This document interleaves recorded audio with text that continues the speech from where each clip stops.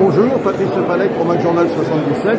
Je me trouve dans le salon d'honneur de l'hôtel de ville de Lagny, où la ville reçoit aujourd'hui ses nouveaux arrivants. C'est une cérémonie traditionnelle au cours de laquelle le maire et des conseillers municipaux présentent la ville, présentent leurs activités, leurs délégations aux nouveaux arrivants. Alors à tout de suite. Que si on est dans une ville sûre, donc c'est évidemment la mission de Guillaume Courtois qui va rapidement présenter son équipe. Bonjour à tous et bienvenue. Alors effectivement, on va assurer la sécurité de cette ville, mais également la préservation de votre cadre de vie. C'est ce qui est important. Alors je ne vais pas empiéter sur le discours de monsieur le maire de tout à l'heure, mais la mairie a implanté des points d'apport volontaires pour recueillir je vais y arriver, les déchets ménagers. Donc nous ne tolérerons pas de déchets ménagers sur les trottoirs. On est en train de mener une politique un peu spécifique sur le cœur de ville, avec des équipements de containers pour inviter les habitants à ne pas déposer toute la journée leur sac au milieu des rues, mais surtout de les utiliser. C'est pour ça que si on veut une ville attractive, il faut aussi qu'on soit cohérent dans nos politiques effectivement de propreté, dans nos politiques de stationnement. Alors le stationnement, c'est un domaine qui est très important dans la ville. Nous avons, au cours de ces dernières années, remis à peu près 1500 places dans les endroits à disposition des visiteurs de la ville. Jean-Paul Michel, bonjour. Nous sommes aujourd'hui donc dans le salon d'honneur de la ville de la mairie de Lagny pour l'accueil des nouveaux arrivants. Alors, combien il y en avait grosso modo aujourd'hui? Ah, je ne les ai pas comptés, j'ai vu qu'ils étaient très nombreux, mais alors le décompte sera fait à la fin, puisque effectivement ce sont des gens que nous avons invités, et nous regardons ceux qui sont venus pour réinviter ceux qui ne sont pas venus. D'accord, voilà. Donc on a actuellement, je pense, un développement assez maîtrisé, mais ça va s'accélérer dans les années prochaines, avec notamment le développement du quartier Saint-Jean. Alors le développement ne va pas s'accélérer, il va se poursuivre.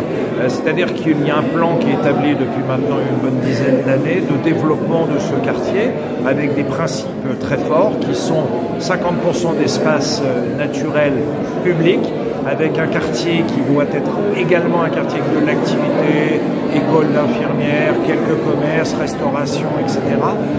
Et ce quartier va se poursuivre, sereinement son développement, je pense, jusqu'à les années 2028. Alors est-ce que c'est difficile d'allier la tradition d'une ville en fait qui est quand même accueillante parce que c'est une ville humaine et puis son développement dans la modernité? Alors c'est vrai, c'est un vrai enjeu, et c'est là un enjeu dont les bases ont été posées dans les années 2010, c'est-à-dire comment faire en sorte que ce quartier ne soit pas un quartier isolé, refermé sur lui-même, mais qui puisse profiter de la ville et profiter à la ville. C'est-à-dire que ce quartier, nous l'avons voulu connecter à la ville. Donc tout est fait, y compris les cheminements verts, pour que les gens de ce quartier puissent se rendre sereinement et agréablement au cœur de ville, pour boire un verre, pour consommer dans les commerces, en tout cas que la ville soit unie et unique et non pas un quartier à côté de la ville.